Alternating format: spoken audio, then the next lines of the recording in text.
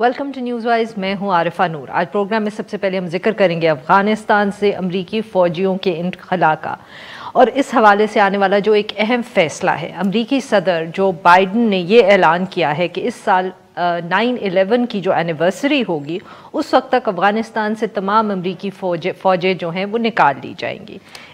इससे कबल तालिबान के साथ होने वाला जो मुआहिदा था उसके तहत अमेरिका को अपनी फ़ौजें विड्रॉ करनी थी, अमेरिका से 1 मई तक अफ़गानिस्तान से विड्रॉ करनी थी।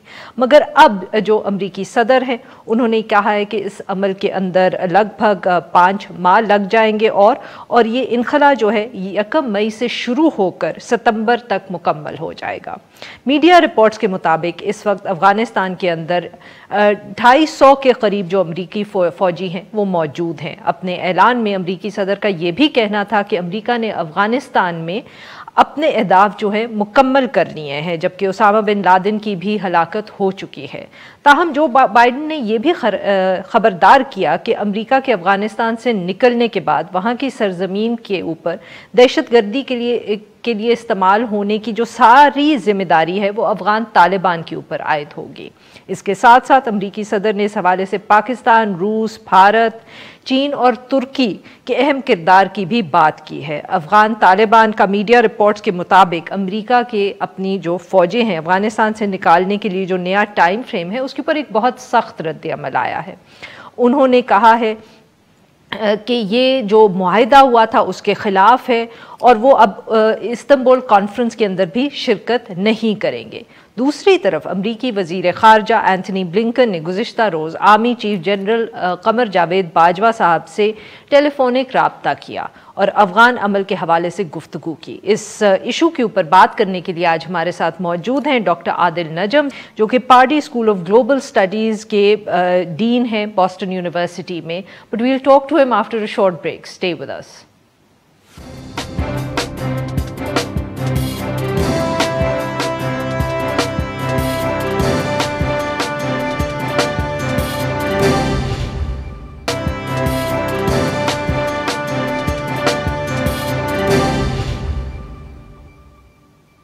वेलकम बैक नाजरीन। हम गुफ्तगू करेंगे डॉक्टर आदिल नजम साहब से और हम बात करेंगे जो अफ़गान अमन अमल है।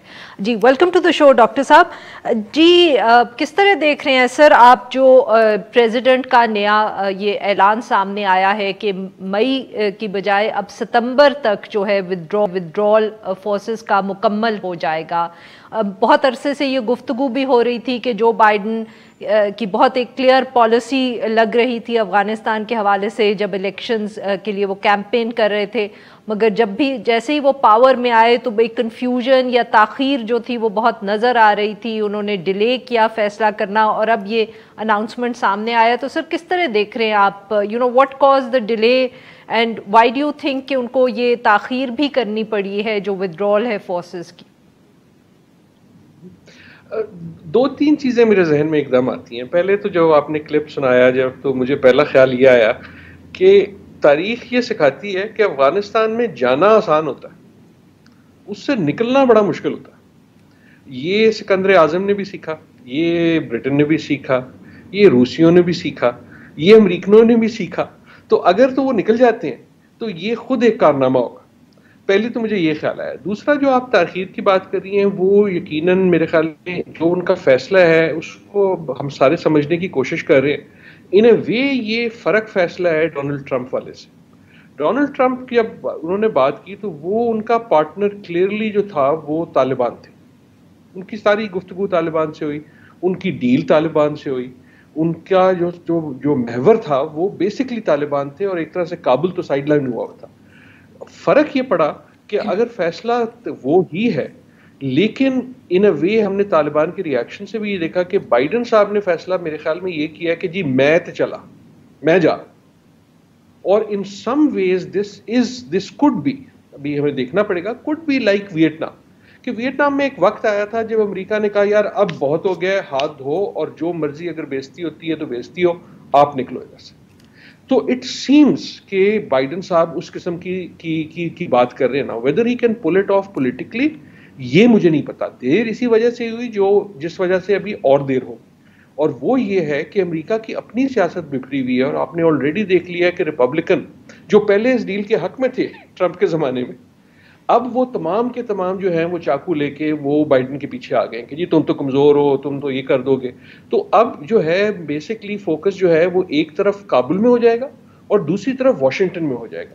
لیکن if as it seems Biden صاحب نے اصل میں ہاتھ دھو کے اور نکل جانے کا فیصلہ کر دیا ہے کم واٹ میں.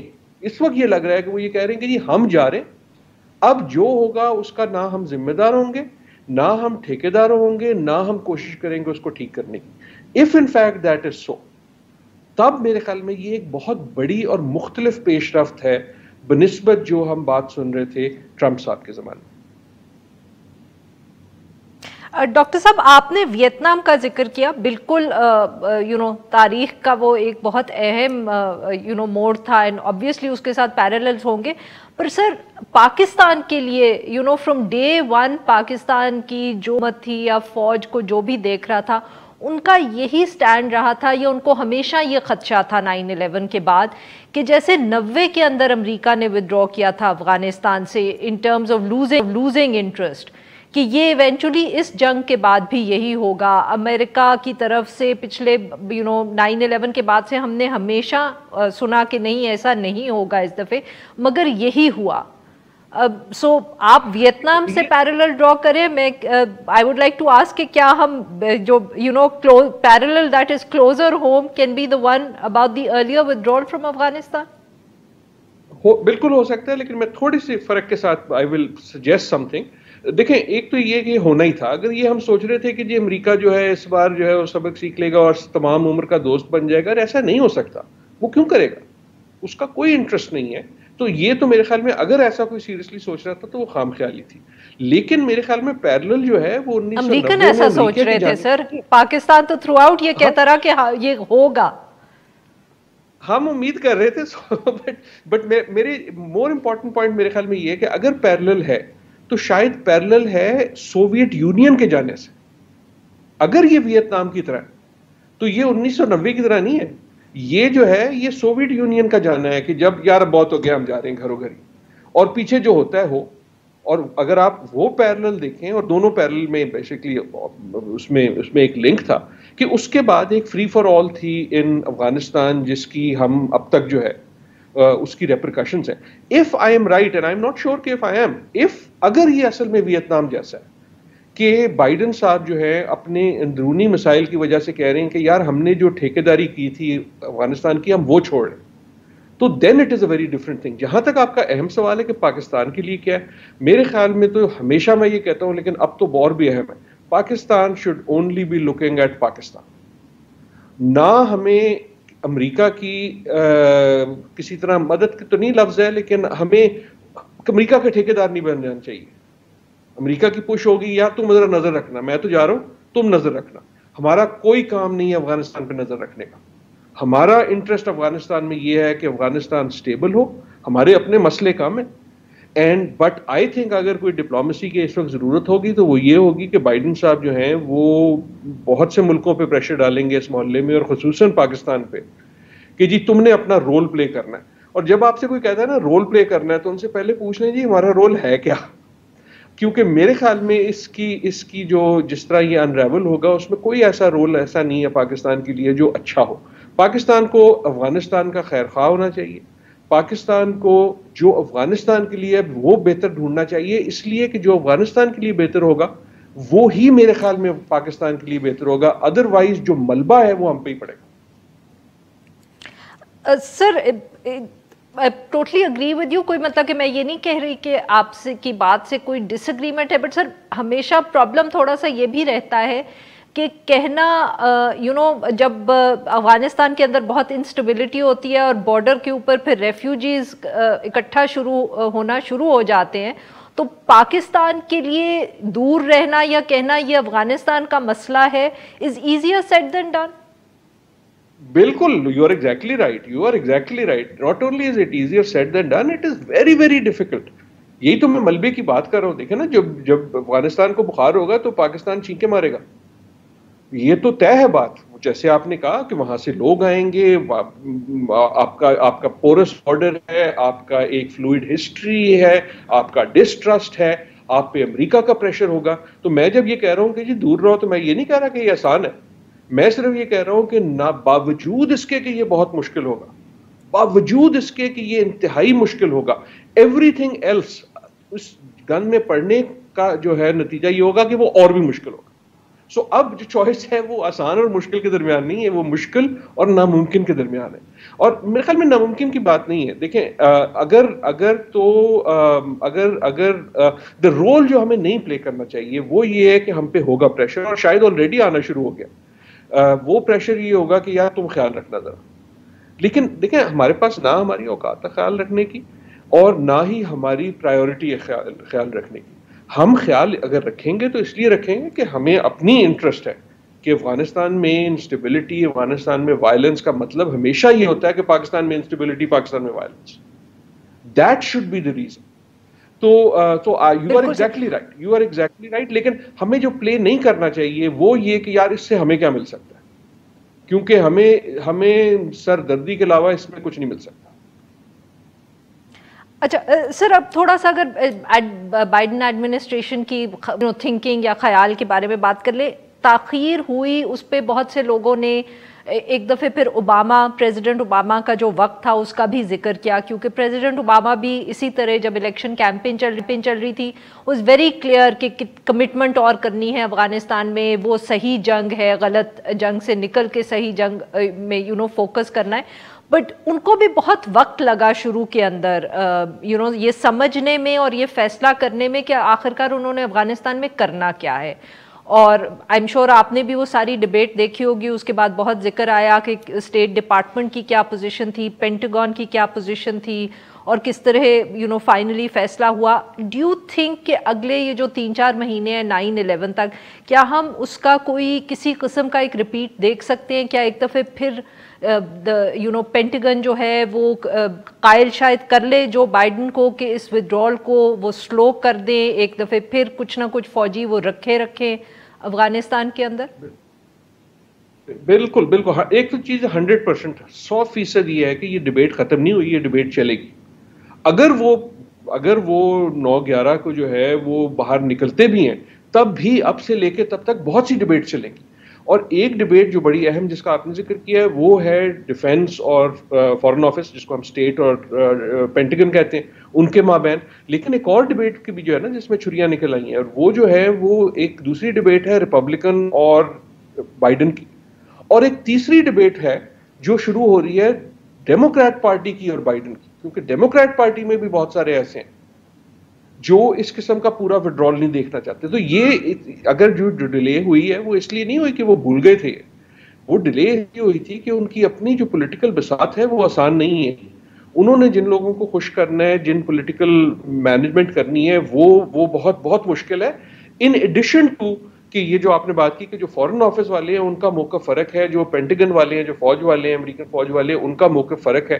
اور میں نے جو سب سے پہلے بات کی تھی کہ افغانستان سے نکلنا جو ہے وہ زیادہ مشکل ہوتا ہے.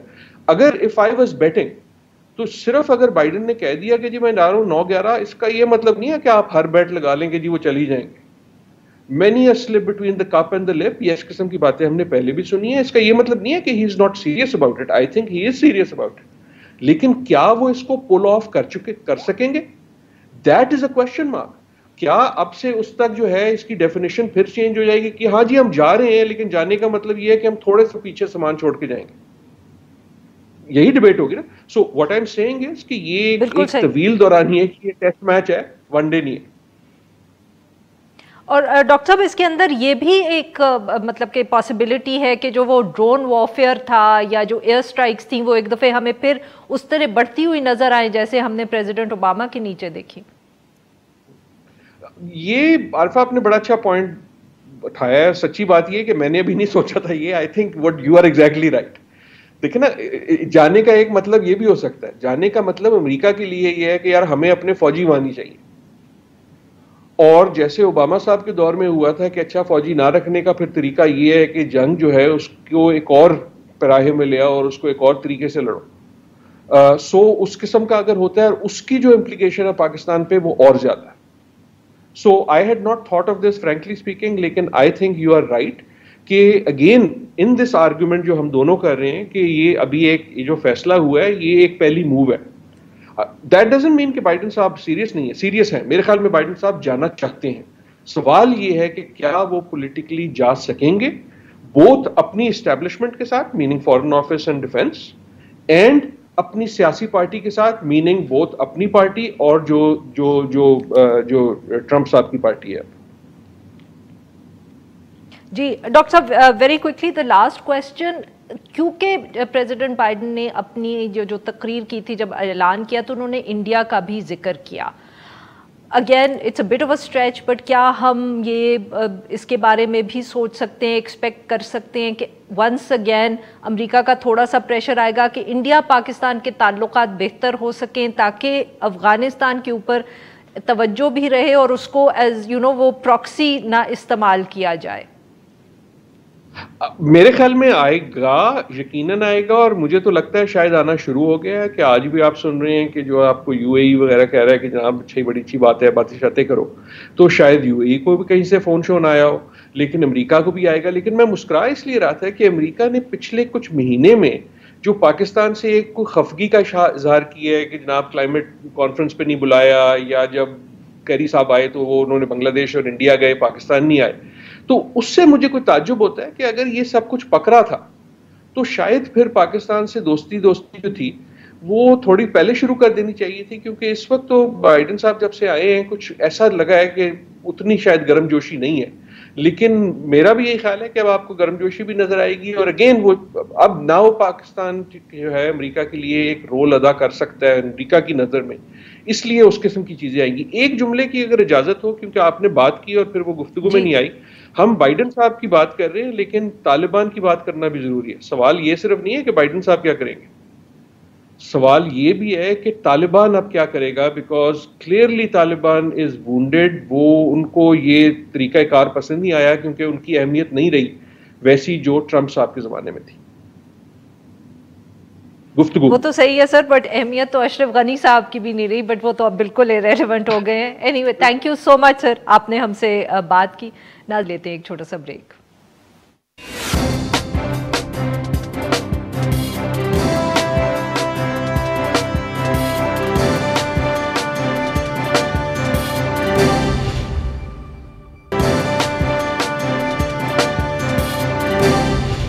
Welcome back. پروگرام کے اس حصے میں ہم بات کریں گے حکومتی فیصلہ سازی کا جو میکنزم ہے اور اسی حوالے سے سامنے آنے والی کنفیوژن.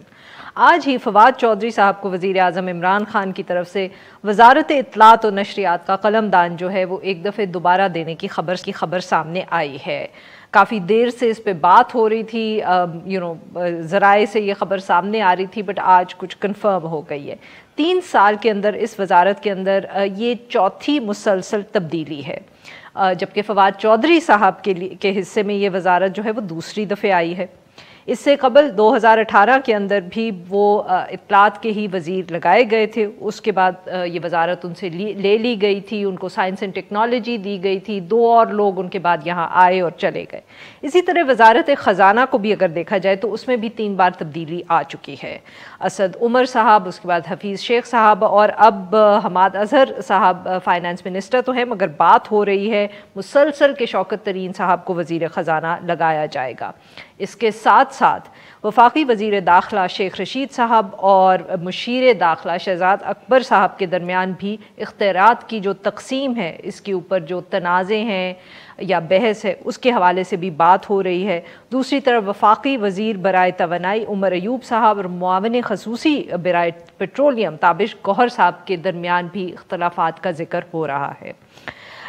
دعویٰ یہ کیا جا رہا ہے کہ وزارتوں کے اندر بار بار جو تبدیلی آتی ہے یا 2 ہی افراد جو ہے وہ ایک وزارت کو دیکھ رہے ہیں, اس کی وجہ سے فیصلہ سازی جو ہے اور گورننس متاثر ہو رہی ہے. اس اہم ایشو پہ بات کرنے کے لیے آج ہمارے ساتھ موجود ہیں ڈان اخبار اسلام آباد کے ریزیڈنٹ اور ان فوکس پروگرام جو ڈان نیوز کا ہے اس کے میزبان فہد حسین صاحب. ویلکم ٹو دی شو فہد صاحب. فہد صاحب, آپ نے اس حوالے سے آج ایک بہت تفصیل سے انالیسز لکھا ہے کہ یہ ون آف دا ریزنز جو اتنی کنفیوژن ہے یا فیصلے اچھی طرح ہو نہیں پا رہے یا پالیسیز جو ہیں وہ امپلیمنٹ نہیں ہو رہی، اس کی وجہ یہ سب کوئکلی چینجنگ پیپل اور دوسرا جو اختیارات کی جنگ ہے. کتنا سیریس ہے سر یہ مسئلہ؟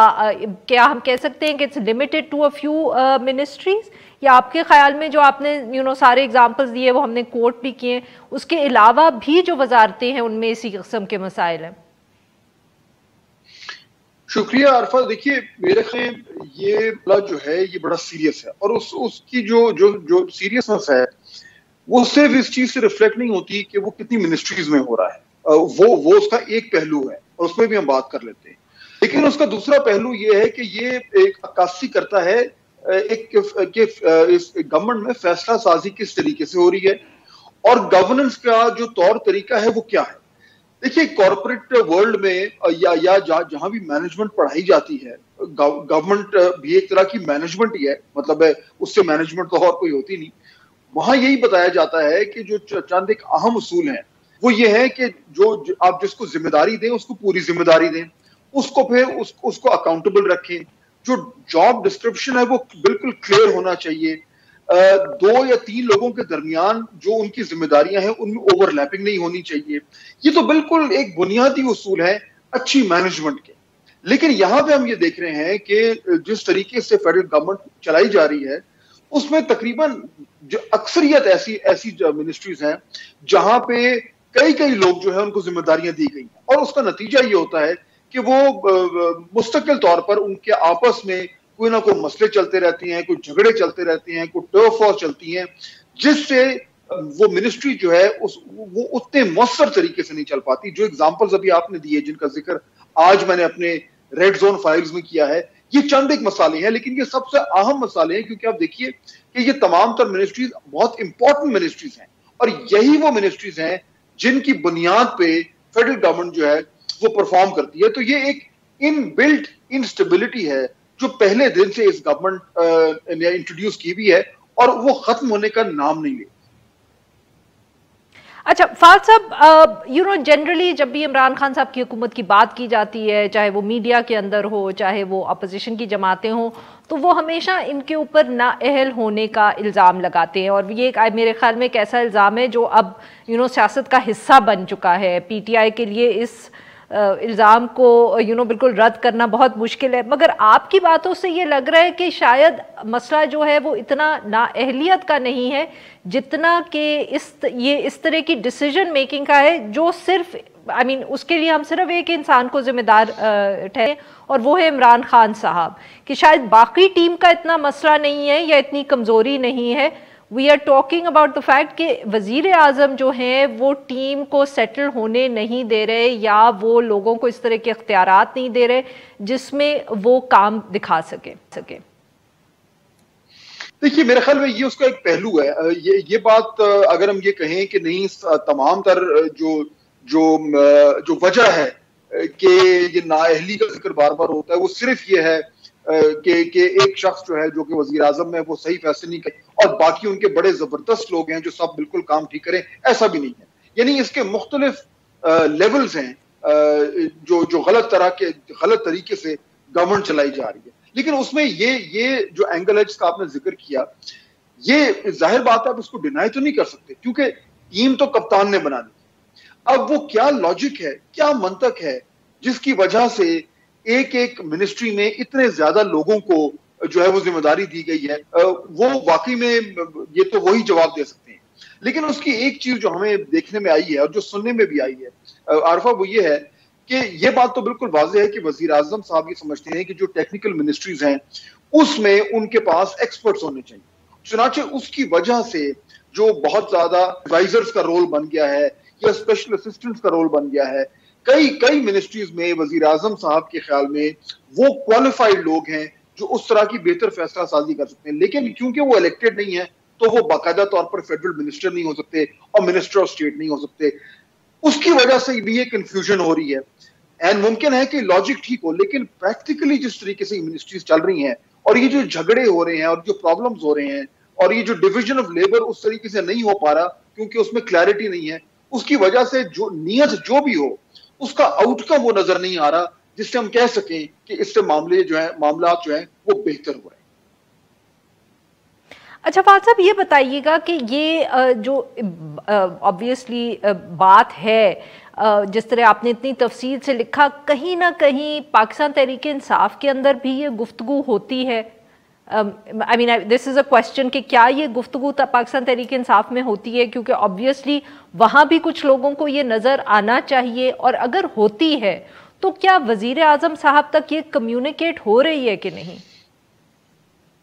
دیکھیے عارفہ، یہ گفتگو بالکل ہو رہی ہے، اور خاص طور پہ جو اہم منسٹریز ہیں یا جو کیٹیگری اے منسٹریز ہیں یا جو کیٹیگری بی منسٹریز ہیں، ان میں بالکل بات ہو رہی ہے، کیونکہ لوگوں کو نظر آ رہا ہے اب جہاں پہ 2-3 لوگ جو ہیں ان کو ذمہ داریاں دی گئی ہیں، وہ ظاہر بات ہے ان کو یہ احساس ہوتا ہے کہ اس طریقے سے کام نہیں کر پا رہے. جہاں پہ فیڈرل منسٹر جو ہے اس کے نیچے ایڈوائزر ہے یا اسپیشل اسسٹنٹ ہے اور بہت سارے ذمہ داریاں اس کو دی گئی ہیں، ظاہر بات ہے وہ فیڈرل منسٹر یا منسٹر آف اسٹیٹ ہے، وہ شکایت تو کرے گا، یا اگر وہ شک نہ کرے تو وہ بڑبڑ تو کرتا ہے کہ دیکھیے میرے ہاتھ تو بندھے ہوئے ہیں. پبلکلی تو اس کے جواب دہ ہونا ہوتا ہے کیبنٹ میں. اسی طریقے سے کئی ایسی جگہیں ہیں جہاں پہ اسپیشل اسسٹنٹ یا ایڈوائزر نہ ہو، لیکن بار بار یہ کہا جا رہا ہے کہ جناب کوئی اور شخص آ رہا ہے یا ان کا جو ذمہ داری ہے وہ تبدیل ہونے جا رہی ہے. جس طرح کی اگزامپل ہے فائنانس کا ایگزامپل بھی آپ نے دیا، میں نے بھی اس پہ لکھا ہے، یا اور بہت ساری منسٹریز ہیں جہاں پہ کئی بار تبدیلیاں ہو چکی ہیں. تو یہ جو کانسٹنٹ ری شفلنگ ہو رہی ہے، اس سے لوگوں کو احساس ہو رہا ہے کہ پرابلم ہے، لیکن کیا یہ تمام تر فیڈ بیک وزیر اعظم تک جاتا ہے؟ یعنی کہ میرے پاس کوئی یہ تو وزیر اعظم ہی جواب دے سکتے ہیں، لیکن یہ تو ممکن نہیں ہے کہ یہ چیزیں ان سے ڈھکی چھپی ہوں. کوئی منطق ہوگی وزیر اعظم صاحب کے پاس، ہے ممکن ہے، لیکن جب تک اس منطق کے نتیجے میں بہتر گورننس سامنے نہ آئے تو شاید اس پہ نظر ثانی کرنے کی ضرورت ہو. تو فہد صاحب یہ بتائیے گا، تو پھر اب اتنی جو بات ہو رہی ہے، اتنی تفصیل سے آپ نے لکھا بھی، بٹ ابھی ہم ایکسپیکٹ کریں کہ اور بھی وزارتوں کے اندر تبدیلی ہوگی؟ بیکاز اس وقت خبر تو یہی گرم ہے کہ فواد چودھری صاحب کا تو فیصلہ جو ہے وہ صرف ایک ہے، اس کے علاوہ بھی کچھ کی منسٹریز جو ہیں وہ شفل کی جائیں گی. تو کیا دس ول اگین آئی مین آپ کے خیال میں یہ کوئی آخری شفل نہیں ہوگا؟ کیونکہ جو بھی ہے حکومت کا یا پاکستان تحریک انصاف کا یہ مزاج ہے کہ یہ ہمیں آنے والے دنوں میں پھر نظر آتا رہے گا اس طرح کا ماحول اور اس طرح کے فیصلے. دیکھیے اگر آپ پھر 2-2.5 سال میں جس طریقے سے یہ گورننس ہوئی ہے، چاہے وہ اسلام آباد میں ہو یا لاہور میں ہو خاص طور پر، تو وہاں پہ تو آپ کو نظر آ رہا ہے کہ ری شفلنگ بڑی تیزی سے ہو رہی ہے، وہ کابینہ کے حوالے سے ہو یا وہ جو انتظامی بنیادوں پر ہوتی ہے. آئی جیز کتنے چینج ہوئے ہیں، سیکرٹریز کتنے چینج ہوئے ہیں. مسئلہ یہ ہے کہ جب بھی یہ احساس ہوتا ہے گورنمنٹ میں کہ جی ہم سے گورننس نہیں ہو رہی یا ہم پرفارم نہیں کر پا رہے یا ہماری کارکردگی جو ہے وہ اس لیول تک نہیں آ رہی کہ لوگ جو ہیں وہ یہ کہہ پائیں کہ حکومت جو اچھا کام کر رہی ہے، تو اس کا نتیجہ یہ ہوتا ہے کہ وہ لوگوں کو تبدیل کرنا شروع کر دیتے ہیں. اور یہ ہمیں بار بار نظر آ رہا ہے آفیشیل لیول پر بھی اور پولیٹیکل لیول پر بھی. لیکن ایشو یہ ہے کہ اتنی زیادہ تبدیلیوں کے بعد بھی وہ مسئلہ ہے وہ جوں کا تو. تو شاید یہ وقت آ گیا سوچنے کا کہ مسئلہ کہیں اور ہے. وہ ایکچوئل مسئلہ کیا ہے، اس پہ میرے خیال میں حکومت کو تھوڑا سا ٹائم صرف کرنا چاہیے سوچنے. لیکن اگر آپ ٹریک ریکارڈ دیکھیں تو مجھے تو لگ رہا ہے کہ یہ جتنا پریشر بڑھے گا آنے والے دنوں میں، جیسے ویسے الیکشن قریب آئیں گے اور اگر یہ کارکردگی اس طریقے سے سامنے نہ آئی تو مزید چینجز ہوں گے. اور جتنے عرفہ چینجز زیادہ ہوتے ہیں اتنا زیادہ وہ انسرٹنٹی جنریٹ کرتی ہیں، اتنے لوگ زیادہ انسیکیور ہوتے ہیں اور اتنا زیادہ ان کی پرفارمنس جو ہے اس پہ ایک منفی اثر پڑتا ہے. تو یہ ایک وشس سائیکل بن گیا ہے اور میرے خیال میں پاکستان تحریک انصاف کی قیادت کو یہ سمجھ نہیں آ رہی کہ اس وشس سائیکل سے نکلا کیسے جائے. بہت بہت شکریہ فہد صاحب، آپ نے ہم سے گفتگو کی. ناظرین ایک چھوٹا سا بریک، اور جب ہم بریک سے واپس آئیں گے تو ہم بات کریں گے پاکستان تحریک انصاف کا جو فورن فنڈنگ کیس ہے اور اس حوالے سے جو تازہ ترین ڈیولپمنٹس ہوئی ہیں. اسٹے ود اس.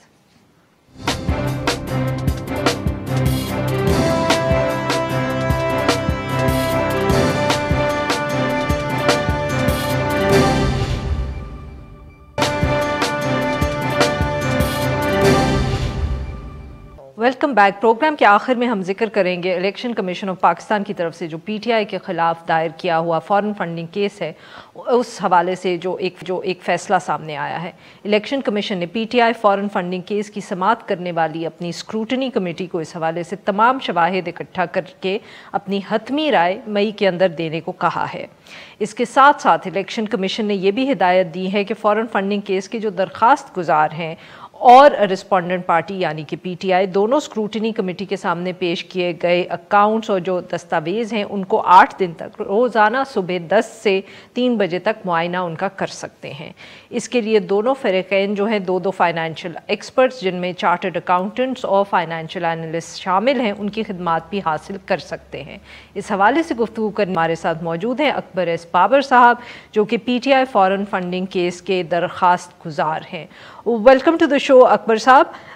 جی سر, یہ بتائیے گا کہ اس فیصلے کی کیوں اتنی اہمیت کیا ہے؟ آئی مین کب سے تو یہ اسکروٹنی کمیٹی انہی اکاؤنٹس کو دیکھ رہی ہے, تو اب آپ کو بھی ایگزامن کرنے کا موقع دیا جا رہا ہے. پی ٹی آئی نے تو یہ فراہم کیے تھے, ان کو بھی موقع دیا جا رہا ہے.